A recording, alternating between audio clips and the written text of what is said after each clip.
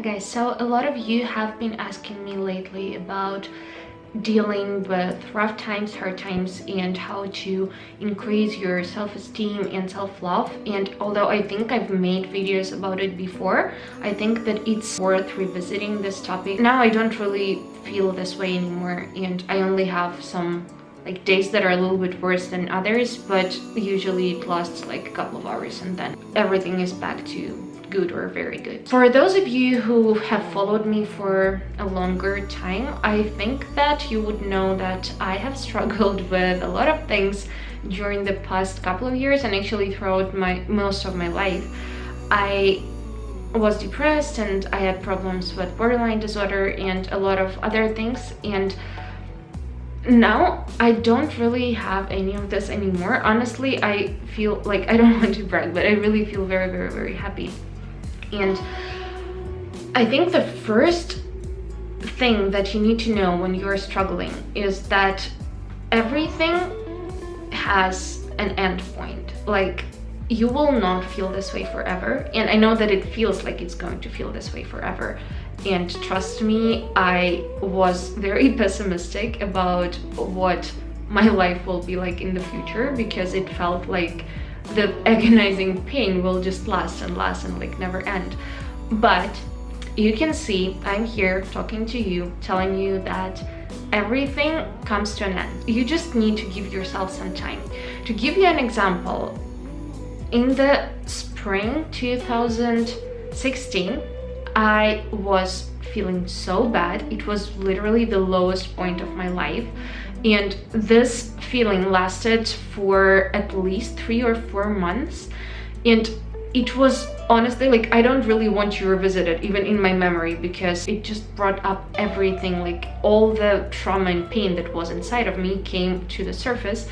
At some point I made a deal with myself, because I knew that I would be moving to the United States in the nearest future, and I decided, well, it's very easy to get fire guns in the States, and I told myself, I give myself a year, and if it doesn't get any better, if I don't feel that it got at least a little bit better, I will just like blow my brains out. That literally, like, it's not funny. This was my plan back then, and I realized that I need to give recovery all that I had. I needed to put all the power, all the time, like all the brain that I have into getting better, into analyzing every aspect of my life, being very honest with myself, with my therapist, following through every recommendation that I can get. I read every book on the topic. I read all the scientific articles that I could find. I literally devoted all of my time to recovery, and I started seeing results already in 3 months or even less. And after that, like in a year, exactly a year later, I was told by my therapist that now I don't have any diagnosis anymore, because now I'm totally fine. And although recovery is a process and I still have things to work on, obviously, like everybody does, I don't feel nearly as bad even on my worst days. And just in a year, my life has changed so dramatically, and I'm in such a better place right now than I used to be. So yeah, this is my first tip. Just give yourself time, and during this time, consciously make all the efforts that you can make in order to make yourself feel better, in order to recover, and believe that it is possible, because although we still don't know a lot about human brain, but now the science is as far in understanding it as it has ever been.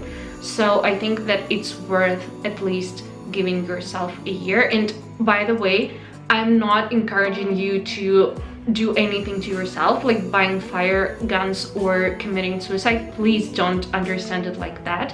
I'm telling you that you just need to give yourself some time, and you don't have to end your life by the end of it. Like, I want to be very clear about that. Another thing, mostly about self-love, I think that it is just also a matter of time and a matter of habit. So you have to make it a conscious effort, a conscious habit, and introduce it into your life.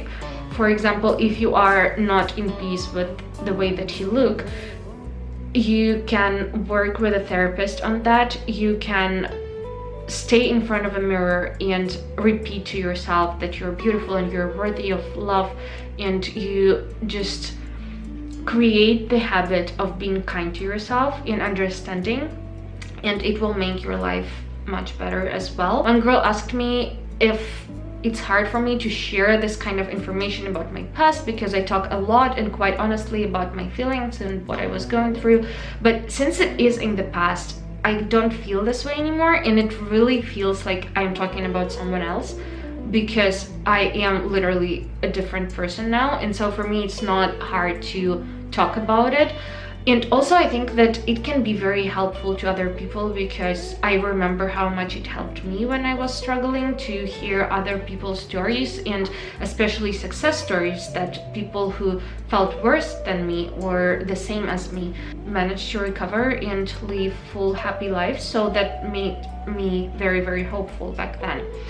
Another thing that I can suggest is, of course, therapy, or if you don't have enough money or an opportunity, there are so many resources on the internet. You just have to Google. There are support groups, there are forums, there are books, there are articles. Just devote a lot of time of your life to finding the cure and just self-educate on the topic. If you have a diagnosis or you think that there is something wrong with you, just research it as much as you can, watch all the videos, learn everything that you can about it, because when you know your enemy, it's really much easier to fight it.